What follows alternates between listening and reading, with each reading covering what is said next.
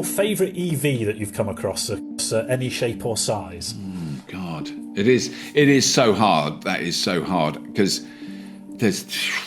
I mean, I can do a few. So I drive a Tesla Model 3, and it's so hard not to be a massive screaming Tesla fanboy. And I mean, the most recent software update, I didn't even know it had a software update. I got in it and I went, huh? Because it was all different.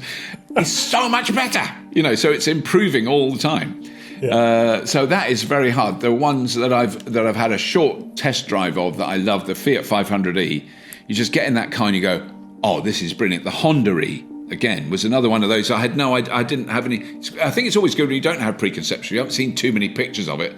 And you get in it, you go, this is really cool. And then, particularly for me, not being a professional automotive journalist that knows the hourly history of this company going back 90 years, if I get in it and I go, ding, and it's on, and I go, and it drives, I go, that is good. I don't know how I did that. It just worked, Yeah.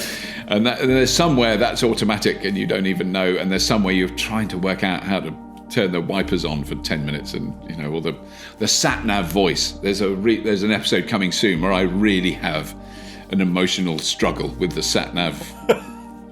I could not it was the Terminator sat nav. You cannot stop it. It will not stop. We did everything. We turned everything off, and then you can turn left here. Shut up.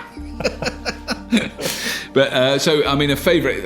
It is a really difficult one. I mean, it is very hard not to cite Tesla, just because they set the bar. They've set the bar so high. The Polestar 2, beautiful, really, just a beautifully made, and I like the look of it. And I've just driven the Taycan for 2 days, the Porsche Taycan, and you go, I don't want to be impressed. I'm not interested in sports cars. It's stupid and it's really expensive. Oh my God!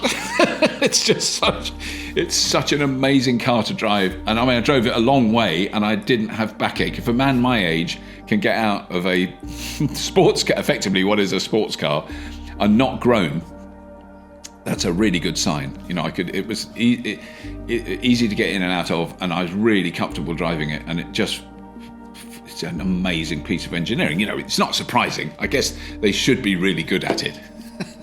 Well, I guess in not answering my question, in a way you have answered my question. Yes. Because I think you're loving the range that is now available. Yes, I don't mean think range so. in miles. I mean the multiple different segments of the car world which are available to different people, I think is perhaps I mean, the one that's got me to laugh the most recently, it was a bit like the I always remember the first time I drove the Renault Twizy.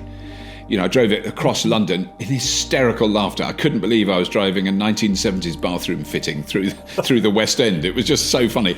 And the most recent one was fitting windows. No windows at all. But the most recent one was the Citroën Ami, which is a similar thing. It's it's really a quadra, what do they call it, a quadrabike or whatever. Quadricycle, yes. It was I just kept laughing. It just made me giggle, and that's slightly more conventional. It's, you'd sit side by side, the driver and passenger, tiny little thing, can go to. I think you could get it to, if you were going downhill, probably 35 miles an hour, absolutely thrashing it.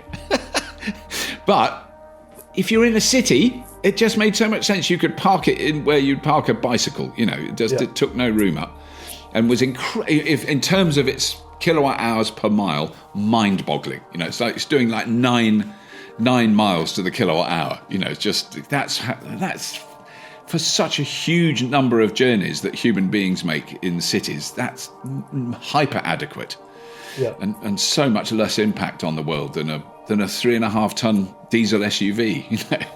Doing the same bloody journey. It's ridiculous.